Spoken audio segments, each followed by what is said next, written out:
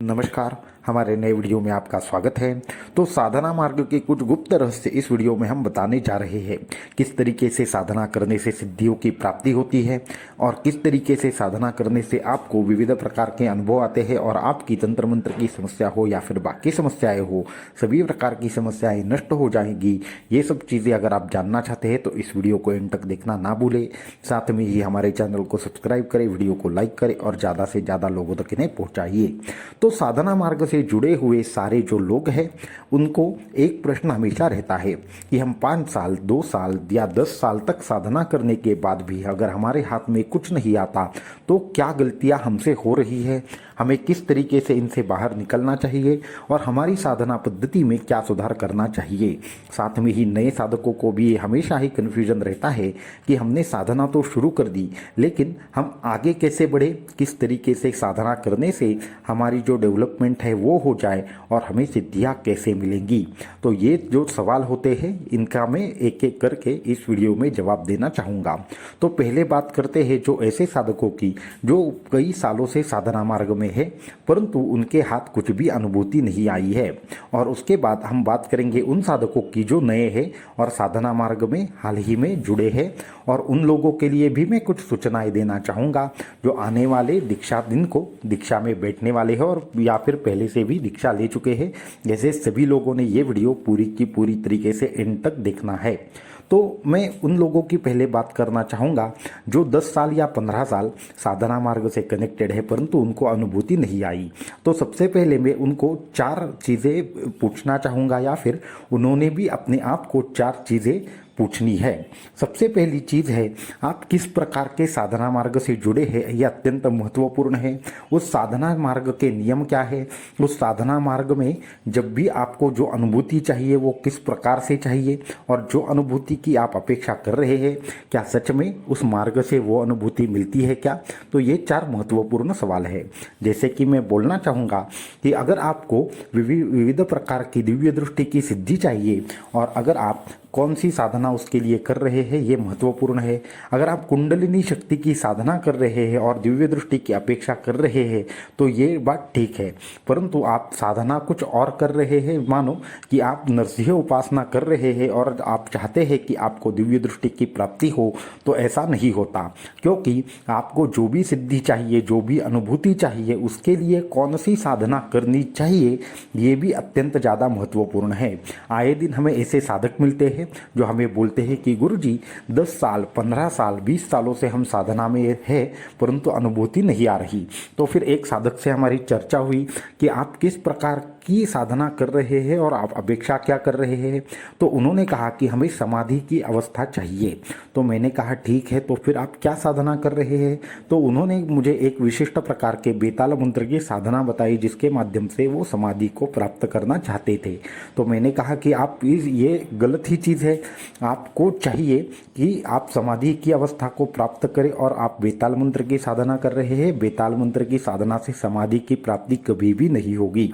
इसी तरीके से एक आदमी था जो ऐसे ही साधक किसी साधना मार्ग से जुड़ा हुआ था और वो हमसे मिला और उन्होंने मुझे स्पष्ट रूप से कहा कि गुरुजी ये साधना मार्ग की वगैरह कुछ भी उसका उपयोग नहीं है, नहीं किसी प्रकार का अनुभव आता है, नहीं किसी प्रकार का कोई हमें लाभ प्राप्त होता है, न किसी प्रकार की सिद्धि प्राप्त होती है।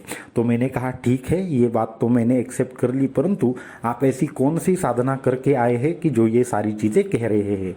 तो उन्होंने कहा कि हमने तकरीबन 11 लाख जो नवारणों मंत्र है उसका जाप किया परंतु हमें कोई भी रिजल्ट प्राप्त नहीं हुआ। तो मैंने उनको कहा ठीक है, आपने उस मंत्र की किसी से दीक्षा ली है क्या। तो उन्होंने कहा दीक्षा किसी से भी नहीं ली परंतु मुझे सारे नियम वगैरह पता है इसलिए मैंने सारी चीज़ें की। तो उनको बोला कि ठीक है, आप आसन कौन सा इस्तेमाल करते हैं।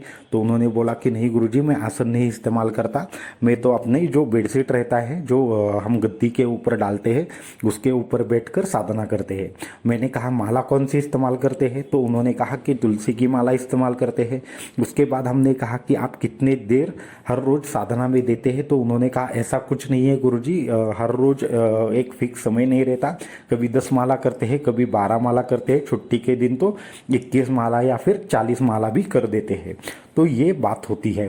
तो मैंने उनको एक विशिष्ट प्रकार से विधि समझाई, उसका महत्व बताया और किस तरीके से साधना करने से, संकल्प करने से आपको जो अनुभूति चाहिए वो प्राप्त होगी, ये बताया। उसके बाद उन्होंने हमारे गाइडेंस के अंडर तकरीबन 6 महीने तक साधना की और उसके बाद उनको जो भी रिजल्ट आए, जो उनको अनुभूति चाहिए थी वो मिल गई। लेकिन इसके पीछे एक ही कारण होता है, बहुत सारे लोगों को मंत्रों का सिर्फ जाप करना पता होता है, मंत्रों के पीछे क्या विज्ञान है ये मालूम नहीं होता, उसके लिए आसन की क्या आवश्यकता है वो मालूम नहीं होता, उनको माला कौन सी चाहिए ये मालूम नहीं होता। लेकिन वो अपेक्षा करते हैं कि हमें साधना में अनुभूति चाहिए। अगर आपको साधना में अनुभूति चाहिए तो हर साधना के अलग से नियम है, उन नियमों को फॉलो कीजिए और फिर अनुभूति ना आए तो बोलिए। अगर आप हाथ आग में डालोगे तो हाथ जलने वाला है, ये जैसा नियम है वैसा ही विशिष्ट मंत्र को करने से विशिष्ट प्रकार की चीज़ें आपके यहाँ पे अट्रैक्ट होगी, ये भी नियम है। तो आप जो भी साधना मार्ग से हो, उस साधना मार्ग से आपको क्या चाहिए ये जब तक आपको क्लियर ना हो तब तक आपको कभी भी अनुभूति नहीं आएगी। ये एक महत्वपूर्ण बात मैं कहना चाहूँगा। उसके बाद अभी जो लोग साधना मार्ग से हाल ही में जुड़े हैं, तकरीबन 1 साल या 2 साल हुए हैं और उनको अनुभूति नहीं आ रही, तो उनके बारे में मैं भी बताना चाहूँगा। तो होता ऐसे है कि आप किसी न किसी गुरु के पास जाते हैं, दीक्षा ले लेते हैं और दीक्षा के समय आपको जब गुरु पूछते हैं कि आपको किस चीज़ के लिए दीक्षा चाहिए या फिर आपको क्या संकल्प लेकर दीक्षा लेनी है, तो तब आप कुछ एक संकल्प बता देते हैं। फिर उसके बाद आपका वो संकल्प पूर्ण होते ही आप क्या करते हैं कि आप उसी मंत्र को या फिर उसी प्रकार की साधना को कुछ अलग चीज़ के लिए इस्तेमाल करना चाहते हैं। जैसे कि हमारे पास एक पहले साधक आए थे जिनको दीक्षा चाहिए थी आर्थिक समस्या के निवारण के लिए, तो उस हिसाब से उनको मंत्र दे दिया। फिर उस मंत्र के हिसाब से उनको जो भी अनुभूति चाहिए थी वो आने वाले 6 महीने में या 1 साल में मिल गई। फिर उन्होंने मुझे कहा कि गुरुजी हमें किसी भी प्रकार की अनुभूति नहीं आ रही है। तो मैंने बोला ठीक है, आपको अनुभूति क्या चाहिए? तो उन्होंने कहा कि हमें समाधि का अनुभव चाहिए। तो मैंने कहा कि आपने दीक्षा तो आपके इकोनॉमिकल प्रॉब्लम्स के लिए ले रखी है, फिर उसी मंत्र से आपको समाधि के अनुभव कैसे आएगा? तो आपको उसके लिए अलग साधना करनी पड़ेगी। तो फिर उसके बाद उन्होंने मुझे कहा कि गुरुजी मुझे एक ही मंत्र से सभी प्रकार की सिद्धियां मिल सकती है क्या? मैंने बोला हाँ मिल सकती है, परंतु उसके लिए आपको जो भी गुरु मंत्र दिया गया है उस गुरु मंत्र का जाप करना पड़ेगा, न कि जो आर्थिक समस्याओं के लिए जो साधना दी है उसका। आर्थिक समस्याओं की साधनाओं से सिर्फ आर्थिक समस्याएं सॉल्व होगी, किसी भी प्रकार का आपको कभी भी समाधि का या फिर बाकी के चीज़ों का अनुभव नहीं आने वाला। ये भी आपको स्पष्ट रूप से समझना होगा, तब जाकर आपको किस साधना से क्या प्राप्त होगा वो महत्वपूर्ण है।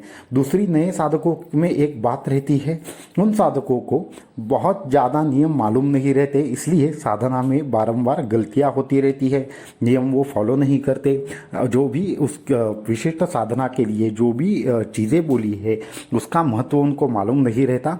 उसके वजह से भी बहुत सारे नए साधकों में अनुभूतियों की कमी रहती है। अगर एक विशिष्ट मंत्र करना है, वो आसन नहीं लेंगे, माला नहीं लेंगे या फिर उनका महत्व नहीं समझेंगे, तो फिर भी उनको वो अनुभव आने की कोई भी गारंटी कोई भी नहीं दे सकता। जब तक आप विशिष्ट प्रकार से नियम फॉलो करने की बजाय सिर्फ अगर आप क्वेश्चन पूछ रहे हैं, सिर्फ आपको जो प्रश्न है वो आ रहे हैं, परंतु आप कृति कोई भी नहीं कर रहे, तो आपको कभी भी अनुभूति नहीं आने वाली। ये और एक चीज़ हुई। और साथ में कर्म दशा का एक बहुत बड़ा एक पॉइंट रहता है कि जब भी कोई साधक दीक्षा ले लेता है तो हर साधक का जो कर्म फल है वो अलग रहता है।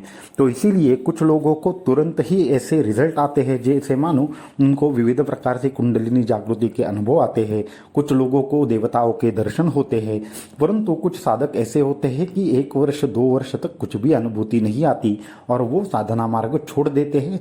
इसमें ये एक बात याद हमेशा रखिए कि जब भी आप दीक्षा ले लेते हैं तो क्या होता है कि आपके कर्म फल के अनुसार आपको साधना का उपयोग जरूर होता है। अगर आपके जो बुरे कर्म है या फिर आपको ऐसे कर्म है जो आपको तकलीफ दे रहे हैं, उसको नष्ट करने के लिए जो भी गुरु शक्ति को समय लगता है, तब तक आपको कभी कभी रिजल्ट नहीं दिखता। इसका मतलब यह नहीं है कि आपको नज़र नहीं आ रहा, इसका मतलब आपके यहाँ साधना मार्ग से कुछ भी फर्क नहीं पड़ रहा।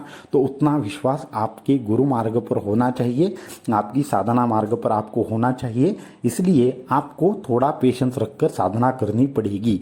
कुछ न कुछ अनुभूतियाँ तो जरूर आएगी, लेकिन वो अनुभूतियाँ उतनी ये नहीं होगी कि हर रोज आपको नए नए अनुभव आए, ऐसा नहीं होगा। उसमें आपके कर्म फल के ऊपर वो डिपेंडेंट रहेगा। तो ये नए साधकों के लिए है। अब मैं कुछ और भी चीज़ें बताना चाहूँगा जो लोग साधना ले रहे हैं। तो जो भी लोग दीक्षा लेने का सोच रहे हैं, आने वाली रविवार को दीक्षा का दिन है, और साथ में ही उस दिन सारे जो पहले के साधक हैं, जिन्होंने पहले दीक्षा ले रखी है या फिर जो अभी दीक्षा लेने जा रहे हैं, उन सभी साधकों को सुबह 6:30 बजे बैठना है।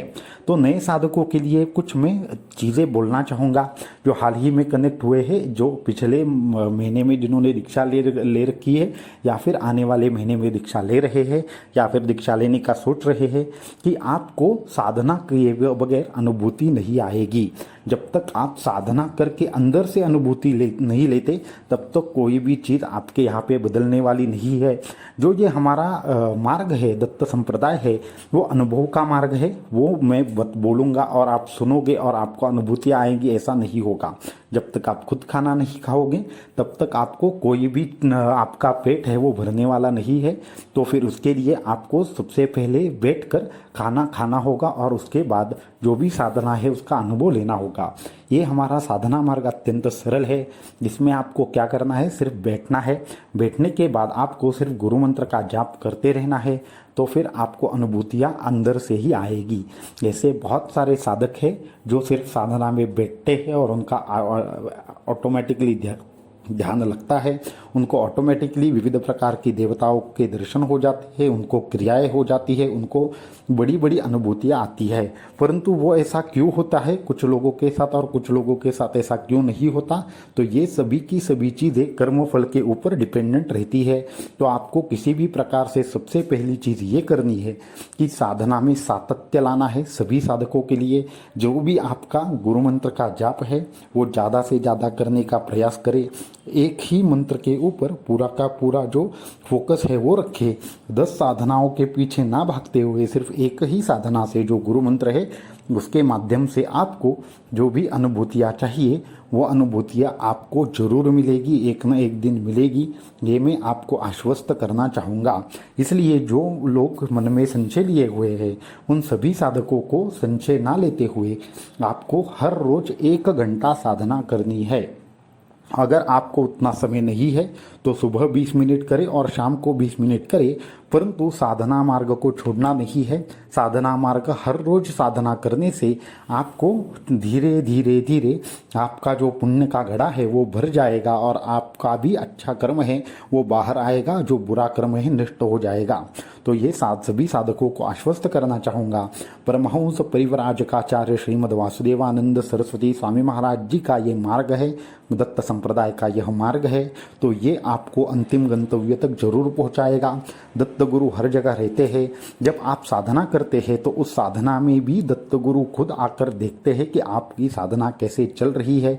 परमहंस परिव्राजकाचार्य श्रीमद् वासुदेवानंद सरस्वती स्वामी महाराज जी हर किसी साधक के आसपास रहते हैं और वो आपकी साधना जरूर देखते हैं। ये आपको मन में निश्चय करना होगा। और ऐसे बहुत सारे साधक हैं जो ये हर रोज अनुभव करते हैं कि परमहंस परिव्राजकाचार्य श्रीमद् वासुदेवानंद सरस्वती स्वामी महाराज किसी भी रूप में आकर आपकी साधना देखकर चले जाते हैं, किसी भी प्रकार से आपकी मदद करके चले जाते हैं।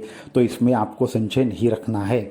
और साथ में ही आपको और एक चीज़ में सुनिश्चित करना चाहूँगा कि अगर आप हमारे यहाँ पे हमसे आकर मिले भी नहीं हो, फिर भी आपकी साधना कैसी चल रही है, क्या चल रही है, ये हमें बिल्कुल ठीक तरीके से पता है। आपके मन में क्या चल रहा है, क्या नहीं चल रहा, ये भी हमें पता है। और साथ में ही आपकी जो साधनाएं है वो किस लेवल पे अभी है और आप क्या क्या गलतियां कर रहे हैं ये भी हमें पता चलता है।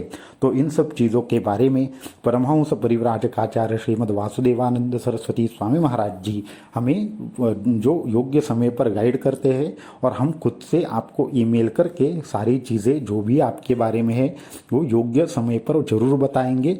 इसलिए किसी को भी यह संशय नहीं रखना है कि गुरुजी डायरेक्टली हमें नहीं मिले हैं, फिर हमारा साधना मार्ग आगे कैसे बढ़ेगा, या फिर गुरुजी का हमारे यहाँ पे ध्यान है या नहीं है। मैं सभी साधकों को हमेशा कहता हूँ ये गुरुजी का मार्ग नहीं है, ये खुद दत्त संप्रदाय है। परमहंस परिव्राजकाचार्य श्रीमद् वासुदेवानंद सरस्वती स्वामी महाराज जी के कृपा से आगे बढ़ने वाला मार्ग है। तो ये अनुभूति के लिए गुरुजी के ऊपर आपको निर्भर रहने की आवश्यकता नहीं है। आप मन से साधना करो, अनुभव देने का काम खुद दत्त गुरु करेंगे। तो आज के वीडियो में इतना ही। इसी प्रकार से आप साधना करते रहिए, सातत्य से आपको अनुभूतियाँ आनी ही आनी है। अगर ये सब चीज़ें आपको मन से ऐसा लग रहा है कि हमारे बोलने में कुछ तथ्य है, तो आप एक काम करें, आज से ससंकल्प साधना करें और जो भी अनुभूति आती है हमारे साथ शेयर करें। तो आज के वीडियो में इतना ही। अगले वीडियो में कुछ और टॉपिक के ऊपर आपके साथ डिस्कस करेंगे। अवधूत चिंतन श्री गुरुदेव दत्त।